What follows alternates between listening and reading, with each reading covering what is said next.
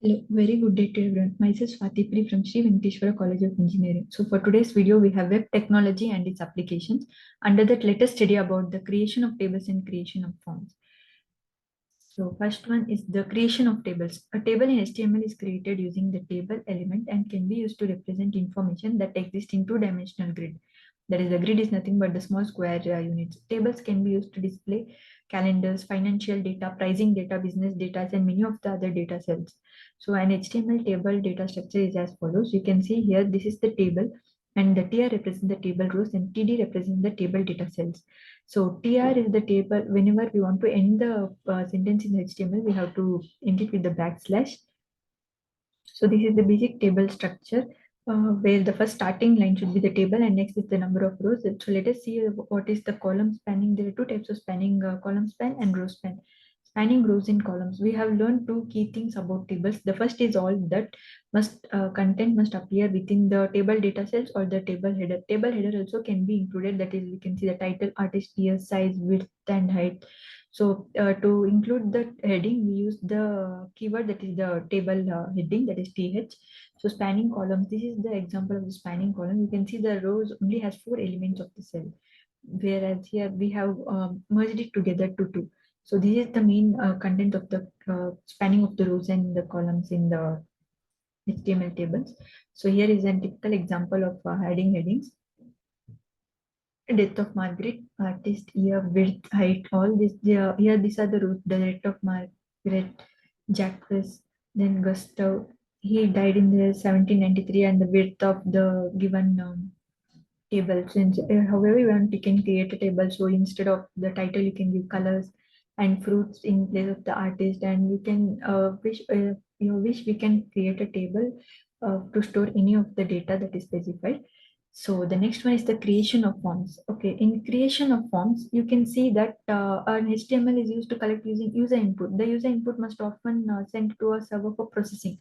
So first you have to add the form, and form elements may be such as input, label, then the input type, label type. We'll see the further of those in the slide.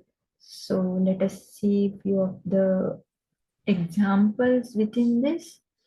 So here are the HTML form elements. Okay, and HTML form is used to collect user input. The user input is most often sent to server for processing. So let us see this example first. Okay, here you can see the code. So the doc type HTML is the first header in any of the web program. While creating the web program, we need the doc HTML. It is like hash input in the C program. So HTML, then head, body, we had seen in the previous video. So H2 is nothing but it is the forms of heading. H1, if you the HTML forms will be in the little bit bigger size, and H2 little bit smaller than the H1. So the form action and the form method are the two types which is most important in the HTML forms. In action underscore page describe the page it has been that is it has been executed. So label is whatever label you want to give. You can either. So here we are taking the normal like default function like default like for F name, that is the first name, last name, middle name also can be included. So let us include and see the middle name for this. So what we will get, let us see. So when you copy this and let us paste it after the first name.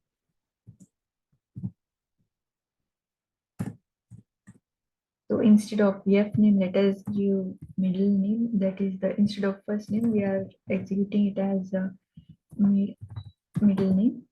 So the input type is the text itself. You have to give any of the text, and F name will be changed. ID of the F name will be changed to M name as we have given the type as so. Here also M name, and let this one be. Let this be and then. So let us run this one and see what will be the output. Okay, here it has been a little bit misplaced, so let us change this. So this we are gonna get this here. The last name will be after the middle, no, before the middle, okay, after middle name. So let us save this. So let us run this program. So as you can see, the middle name has been included. So when you submit this form, you will get it as your input has been received as first name John and middle name is Anthony and last name is Doe. So the complete name is Joe Anthony Doe. So let us see few of the examples like this. Okay, let us see what are the form attributes. Okay, form attributes are nothing but this, that is the underscore blank. If you give blank, it will be displayed in the whole window. Otherwise, it will be displayed only in the minimized window. So the form elements, let us see few of the form elements. Okay, this is the main important in the HTML form. HTML form element can contain one or more of the following form elements. That is input. We had given first name. That is label, select, text area, buttons for checking the interested like selecting the given options, field set, legend, detail list, output option, opt group. So let us see what is the input element. The most used form element is the input element. That is whatever we had seen in the previous slide. The label is defines a label for several is used to screen reader user because the screen reader will read out loud the label when the user focuses on the input element. The label element also helps to have a difficult small regions for checkbox radio boxes and checkboxes radio boxes. It comes in the sphere and the checkboxes in the squared form.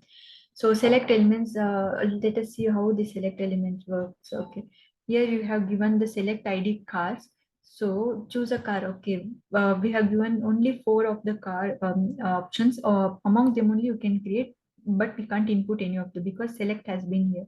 If you had given input type, then we could have inputted any kind of car. But here only within this forecast we can select the given options. So in the same way, select works and invisible sizes we can even change. Then the next one is the multiple selections, multiple text area. Text area is let us see the text area. Okay, text area is like you within this text area, like within this square box, we can include some of like rows and columns. In the same way, let us run this. Okay, when you submit this, you get it in the form of the squared box.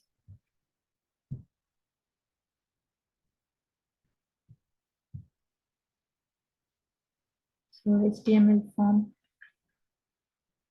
the input form of the given, okay, the inputs in the form action. In the same way you can even, okay, let us see the last example in this. Okay, here you can see the input from attribute. The form attribute specifies the form and input element belongs to. Form action page, then the first name, text, submit, last name. Okay, in the previous example we had seen, okay, here first we used to give input type, but here we are not giving input type. It's instead we can even type within the code, within the, before running we can type and then we can run the program. So let us see a simple example in the tables.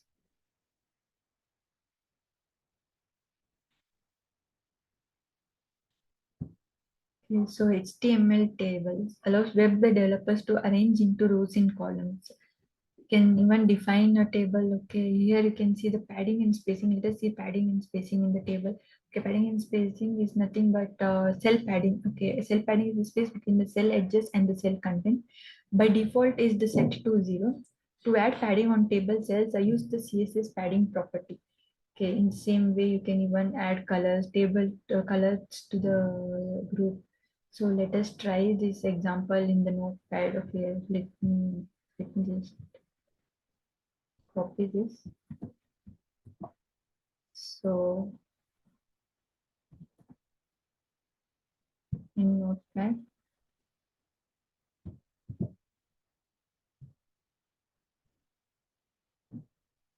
let me save it as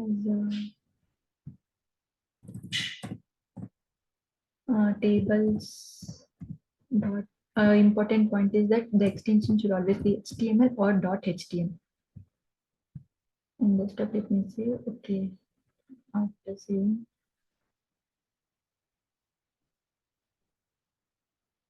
let me see what we have left here. Okay, when you open the browser, you get it in this form.